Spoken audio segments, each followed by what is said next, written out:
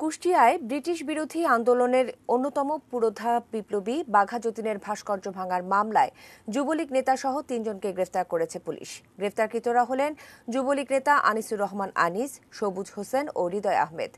শুক্রবার রাতে তাদের বিভিন্ন স্থান থেকে গ্রেফতার করা হয়। কলেজ পরিচালনা পর্ষদ ও কলেজের অধ্যক্ষের সাথে ব্যক্তিগত দ্বন্দ্বের জের ধরে ভাস্কর্য ভাঙচুরের ঘটনা ঘটেছে বলে প্রাথমিকভাবে নিশ্চিত হয়েছে পুলিশ।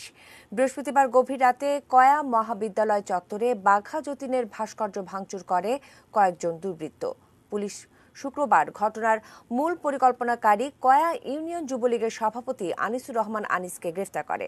পরে তার দেওয়া তথ্য অনুযায়ী ঘটনায় জড়িত অপর 2 জন হৃদয় আহমেদ ও সবুজ হোসেনকে গ্রেফতার করে পুলিশ।